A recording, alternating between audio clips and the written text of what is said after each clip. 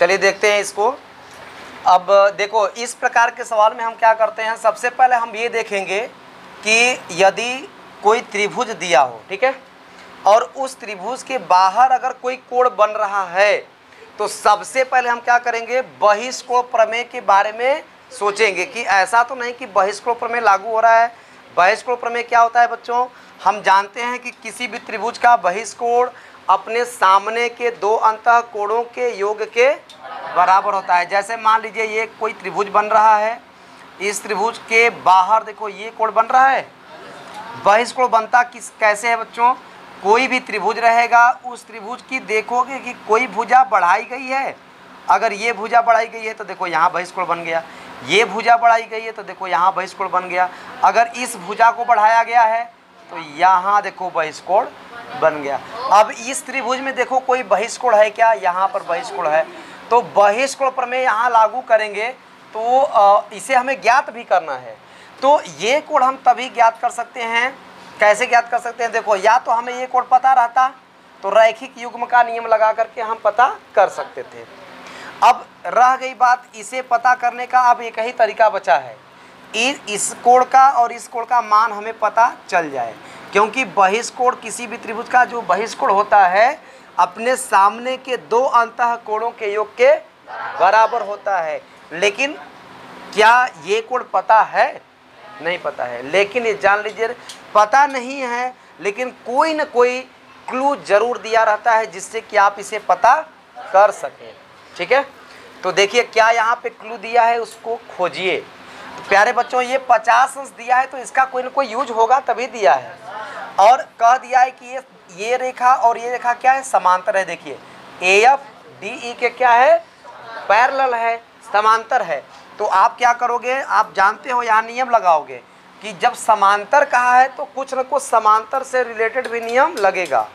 जब दो समांतर रेखाओं को कोई तिर्यक रेखा काटती हो तो एकांतर कोण, तो देखो यहाँ पर AF और DE समांतर है, BD तिर्यक रेखा है, तो ABD और BDE एकांतर कोण के नियम से बराबर होंगे। तो ये भी कितने डिग्री होगा, 50 डिग्री होगा।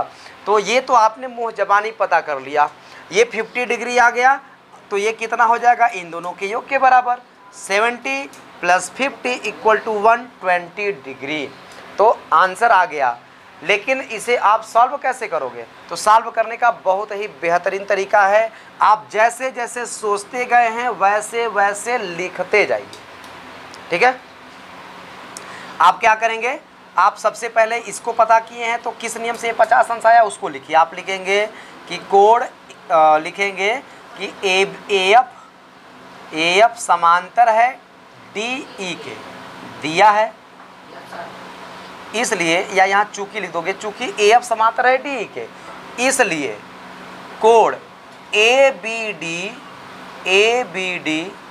बराबर होगा कोण BDE के, BDE के। अब क्यों बराबर होगा बताओ, क्यों बराबर होगा, इसी के बराबर हम 50 भी लिख दे रहे हैं क्योंकि ABD का मान क्या दिया है, 50 दिया है, तो हम बराबर लिख देते हैं। या फिर चलो यहाँ मान भरेंगे, तो ये किस नियम से बराबर हुआ पहले ये बताओ, एकांतर कोण के नियम से लिख देंगे, एकांतर कोण हैं इसलिए ये क्या हो जाएंगे, बराबर हो जाएंगे।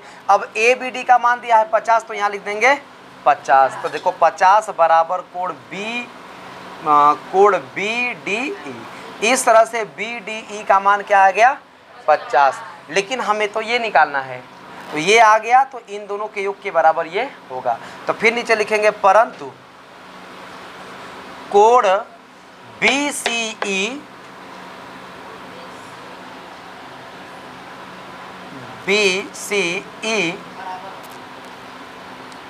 बराबर होगा, देखो ये बहिष्कोण है ना, ये कोण ध्यान से देखिए बहिष्कोण है, इसको कैसे लिखेंगे BCE, परंतु BCE बराबर होगा इन दोनों कोणों के योग के। अब इन दोनों कोणों को लिखोगे कैसे, या तो आप CDE लिखिए या तो EDC लिखिए, दोनों ही दशाओं में आप उसी कोण की बात करोगे। तो लिखोगे कोण CDE प्लस ये कोण प्लस ये कोण, इस कोण को क्या लिखोगे इस कोड को हम लिखेंगे CED, कोड CED। कोई दिक्कत? अब मान भर दो बच्चों, BCE निकालना है, बराबर का चिन्ह, बराबर के नीचे बराबर लिखो, और CDE का मान क्या आया है? CDE क्या लिखा है? BDE लिख दिया हूँ, BDE। अच्छा, BDE CDE के बराबर होगा कि नहीं? होगा ना। तो हम इसको एक लाइन और बढ़ा देते हैं नीचे, है ना, कंफ्यूजन हो रहा है। BDE लिखा है, BDE को CDE लिख सकते हैं, तो हम लिख देंगे 50 बराबर कोड CDE। कोई दिक्कत? अब क्योंकि यहाँ CDE आ रहा है ना, अब यहाँ मान भरेंगे, CDE का मान 50 प्लस CED कितना दिया है? 70। तो 70 और 50 जोड़ देंगे तो कितना आ जाएगा?